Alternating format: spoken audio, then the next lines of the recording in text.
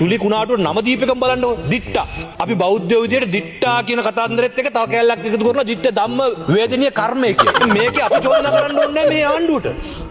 මේ ආණ්ඩුවේ කිසිදු ජනාධිපතිවරයාගේ ඉඳලා ඇමතිවරු කාටවත් විශේෂයෙන් විපක්ෂයේ විදිහට අපි චෝදනා කළ යුතු නැහැ.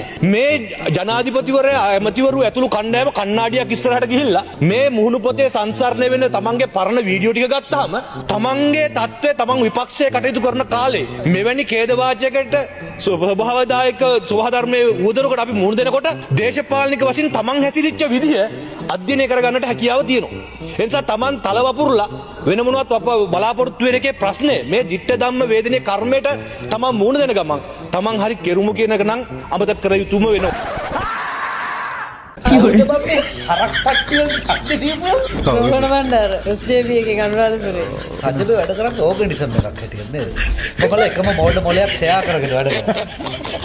එකම මෝඩ් මොලයක ෂෙයාර්ඩ් ස්පේසස් වල තමයි ඔක්කොම ඉන්නේ. සජ්ජද කියන්නේ ක්ලවුඩ් ස්පේස් එක. ක්ලවුඩ් එක.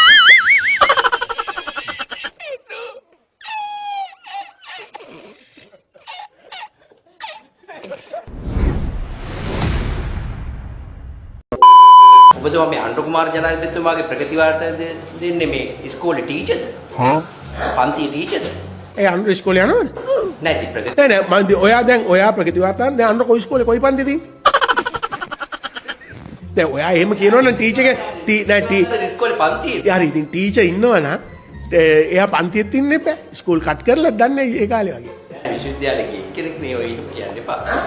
එහෙම වෙන්න බෑ. ඉතින් හරි ඉතින් අපි ඒක නෑ කිව්වේ නෑනේ.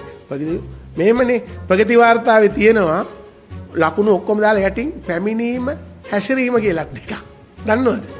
පැමිණීම හැසිරීම. ඒක ටීචර් ලියන්නේ.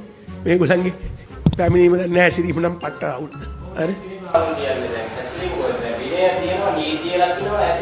ඉතින් මම පෙන්නුවේ නීතිය. දැන් ඔයා අහගෙන හිටියනේ මීට විනාඩි 5කට ඉස්සෙල්ලා. ඉතිහාසයේ වැඩිම මද්ද්‍රව්‍ය තෝගේ අත්අඩංගුව කරන්නේ මේ කාලේ. කොහොමද කියන්නේ? මද්ද්‍රව්‍ය අත්අඩංගුවට කොහෙන්ද ගත්තේ? කොල්මාද බඩුවක්. දැන් දකුණ අල්ලලා මේ පෙරේදත් ඔබතුමාගේ. අනේ මාධ්‍යවේදීතුමනි මේ ඒ අල්ලන්නේ අර ආපු මිනිස්සු දෙන සාක්ෂි වලටනේ. අර ගෙනහල්ලා දැන් ඔය කවුද කියන්නේ දැන් ඔයා එහෙම කියන දැන් මං කිව්වේ පැනලා ගියා අය ගෙනමුත් මේක. ඉතින් මේ අහගෙන ඉඳලා නැහැ නේ මෙයා ප්‍රගති වාර්තා. ඒක නම් කිව්වේ නෑ පැනලා ගියාවේ නම් කියනවා. අල්ලපුවා ඒක නම් කිව්වේ නෑනේ. ඉතින් මම කියන්නේ මේ ලකුණු අඩු විශේෂ ඈ ඕ මේ ආණ්ඩුව කොහොම හරි අවුරුදු 3ක් තියවන්නේ බෑ දුක් ඉඳලා මිනිස්සු පවුනේ 1000 බලාපොරොත්තු දැන් මුලින්ම පහ යන්න ඉස්සෙල්ලා දෙක ඉවර වෙන්න ඕනේ දෙක ඉවරනම තුන ඉවර වෙන්න ඕනේ තුන ඉවරනම හතර යන්න ඕනේ ඊට පස්සේනේ පහ ආයේ ඉතින් අමු ගවය මේ රටම දන්නවනේ මේ ව්‍යසනයට වගකීම් යුත්තෝ කවුද කියලා ඔයා තරුවක්ද කවුද කිව්වේ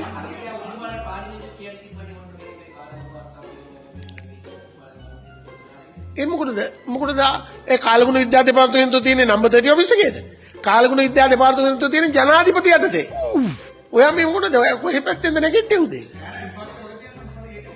ඔව් අපි ඒක හරි ඒ කියන්නේ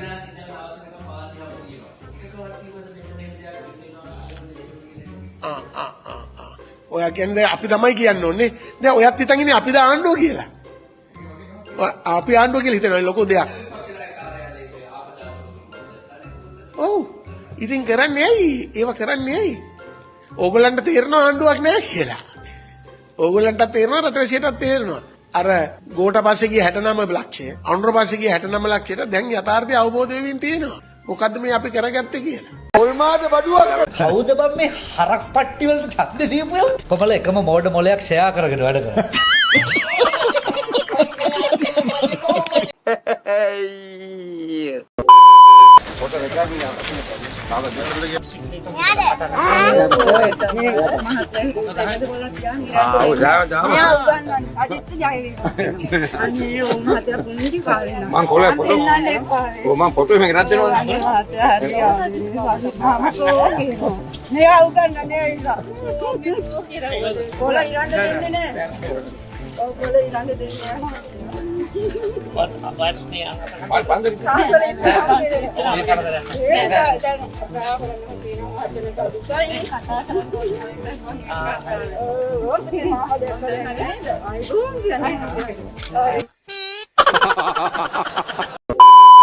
කිසිම සැකයක් හිතේ තියාගන්න එපා.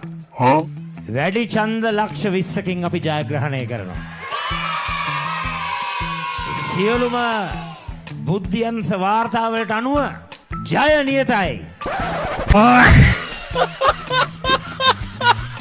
අනුර කුමාර ඒ රනිල් වික්‍රම තකට තක ජාඩියයි මූට් සජිත් ප්‍රේමදාස මැතිතුමා අනිවාර්යෙන් පුටුවේ වාඩි කළ යුතුයි. එහෙම නැති වුණොත් අපිට රටක් නැහැ හාමුදුරනේ.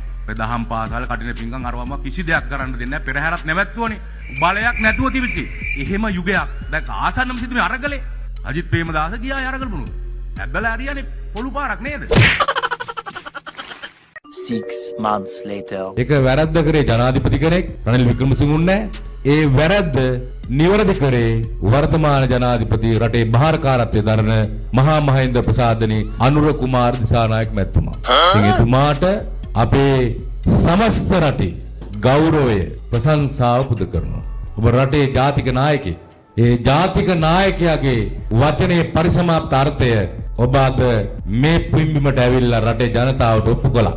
මට ජනාධිපති ලේකම්තුමා කතා කරලා කිව්වා නායක හමුදුන්නේ මේ අපේ ජනාධිපතිතුමාට මෙහෙම යන්න තියෙනවා. ඒ හින්දා මේ කොහොමද මං ගාව උදේ එන්න කියන්නේ? මොන විදිහට ආවත් රජානි නිරලත් රජා අපිත් රැවටිලා තියෙන යම් යම් අවස්ථාවන් වල. ඉතින් මේ නිවැරදි භාවයට අපේ ප්‍රණාමය පුද කරනවා. Oh my god! Wow! කොබා මේ නාමල් අනාගත තරුණ ජනාධිපති හිතෙන් ජනාධිපති වෙලා. නාමල් මන්ත්‍රීතුමනි කරුණාකර බහින්න එළියට. ගිහිල්ලා වැඩ කරන්න. ළඟට වෙනකන් ඉන්න එපා. මොකද ජාතික ජන බලවේගයට බලය දුන්නේ ඔබතුමාලගේ වැරදි නිසානේ. එසේනම් දැන් ඔබලා ජනතාව ළඟට යන්න. ජනතාවගේ රීරි මස් කන්නේ නැතුව අර හම්බ කරපු සල්ලි ටිකක් ගිහිල්ලා ජනතාවට දෙන්න. මහ විශාල වශයෙන් ඔය කට්ටියක මම නම් කියන්නේ කට්ටිය කියනවා මුන් පට්ටපල් උරු මුන් කෑවා. ඒ කාපුලින් සල්ලි ටිකක් ගිහිල්ලා ජනතාව දෙන්න. මන් නම් දැක්කේ නෑ නාමල් තාම ජනතාව ළඟට ගිහලා බඩු මල්ලක්කා බෙදුවාදි කරන මම නම් දැක්කේ නාලිකාවකින්. බෙදුවද මහත්තයෝ? ඒක නම් දැක්කේ නෑ. පෝට් ටික කාගෙන ඉල්ල ගන්න ඇති මගේ අම්මී කියලා බලා වගේ කට්ට කයිරාටක වෙට්ට පිටට කොහෙවත් මන්නම් දැකලා නෑ.